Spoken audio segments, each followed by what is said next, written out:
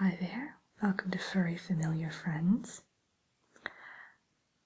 Yes, what can I do for you today? Oh, I see. So you're in the market for a new companion of sorts. Okay. Well, no, we actually cater specifically to witches, wizards, and sorceresses, of course, here, by kind of pairing them up with the perfect familiar. Yes. Now, do you have any particular animal in mind that you think might be ideal for your magical lifestyle?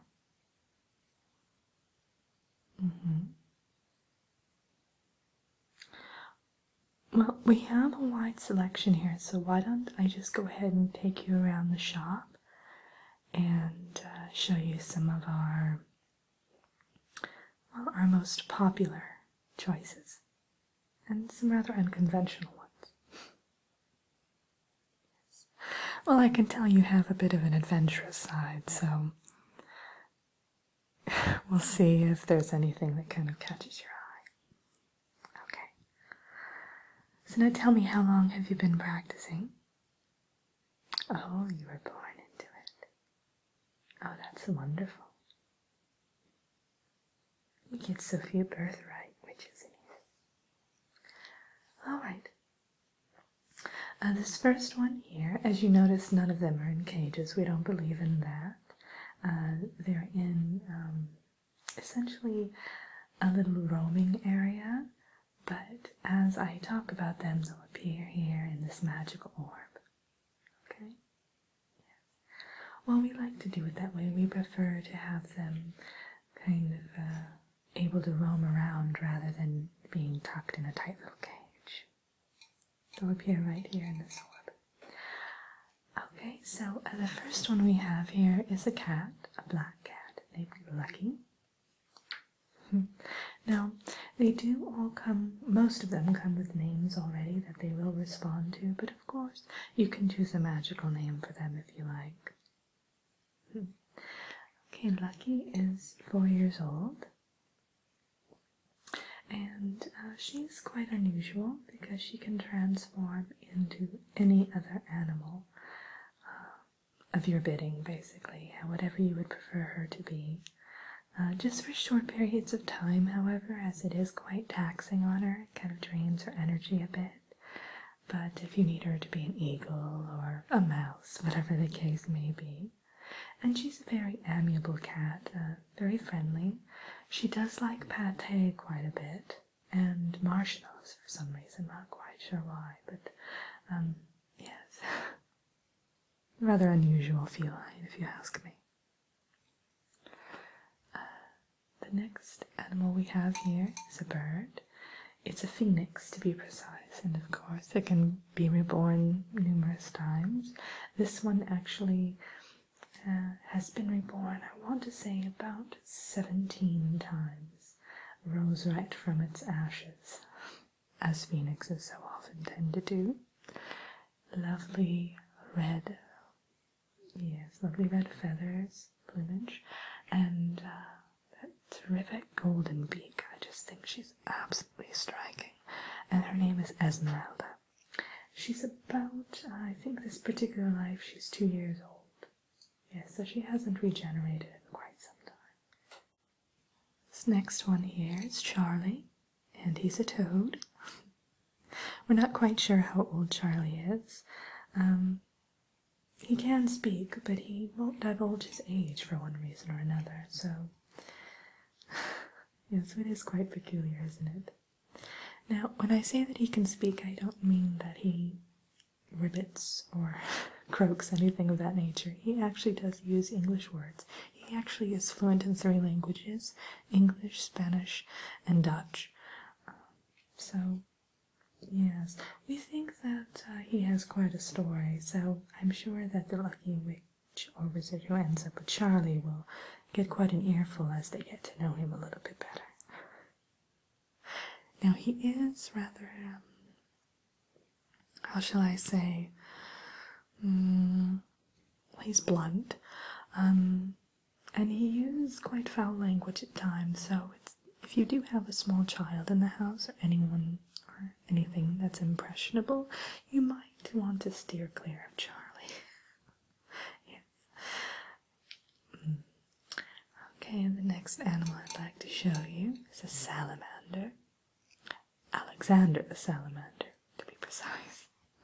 He's about a year old, so he's one of the younger familiars, and he can boost the magical potency of any spell you cast. Yes, all it takes is 1 drop of saliva or 1 teardrop put from him directly into the potion, and it will significantly magnify the effects you get out of that spell. So he actually was brought here by a witch who was traveling quite a long distance. She was actually, I believe, going to Antarctica, and she didn't think he'd fare well in those temperatures, so she was sad to see him go, but yes, it's for the best. He'd probably freeze to death, poor thing. Okay, this next one we have here, yes, you'll notice it's quite unusual. This is a dragon egg, and so it hasn't hatched, and it won't hatch until it finds the ideal witch or wizard who it's intended for. So this one is rather peculiar because you can't necessarily adopt him or her. You can try your luck and see if the egg will hatch once you do take it home, but if it doesn't hatch within a month, we ask that you bring it back and choose another familiar. We actually get dragon eggs here about once every 2 or 3 months. You can always come back and see if we have another one in. Yes, well, there's a hatchery quite nearby, and as you can see, this particular shell is gold, and normally dragon egg shells are light blue, and so they always know when one of these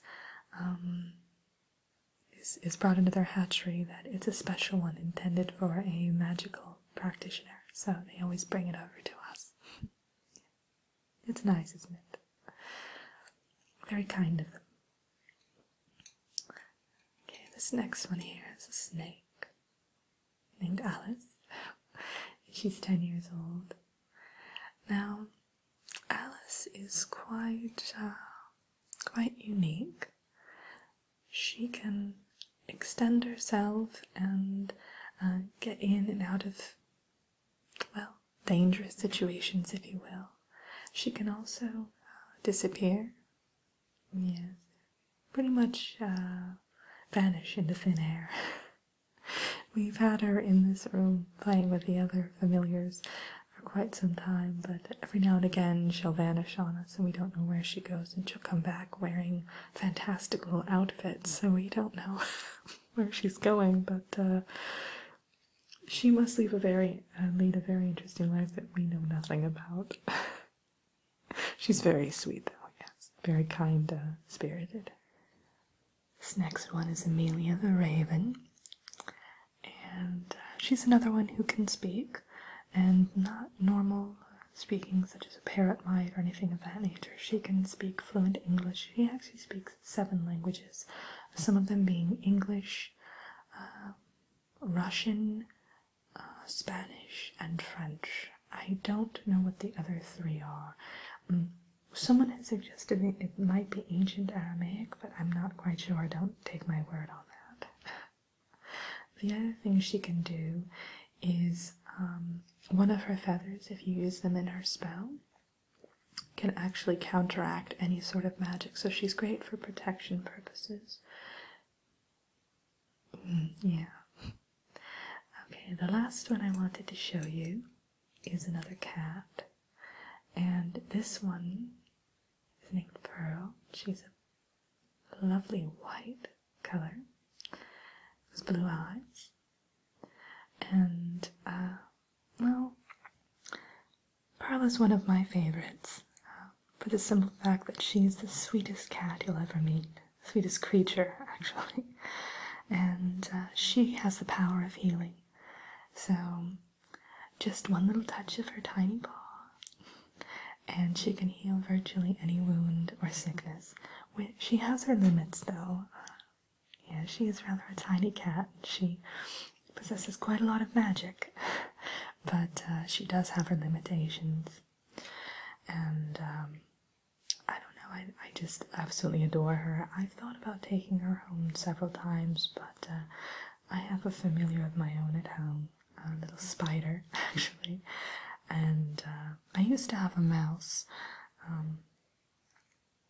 but unfortunately it was cursed one day, and well, I was heartbroken for many, many months, and I eventually found another familiar, little spider. Yes, named Rose. I named her Rose, and I don't think Rose would care too much for having another familiar around. I know there are some witches and wizards who have several different familiars, but I guess I'm a one familiar kind of witch. But are there any that kind of caught your eye today? Or stole your heart, rather? Oh, that's a lovely choice. Yes. Well, what I'll do is I'll go ahead and get them all ready for you. And then I'll have you come back tomorrow if you don't mind, and we'll fill out some paperwork. And we'll go ahead and finalize the adoption. Does that sound good? Oh, good. Well, we like to do it this way too because it gives you a bit more time just to mull it over and make sure that you've made the right choice. It's a very important decision after all. Oh, good. Alright, well then I'll see you soon, and I'll get them all ready for you. Oh, good. And if I'm not here tomorrow to see you, have a great Halloween.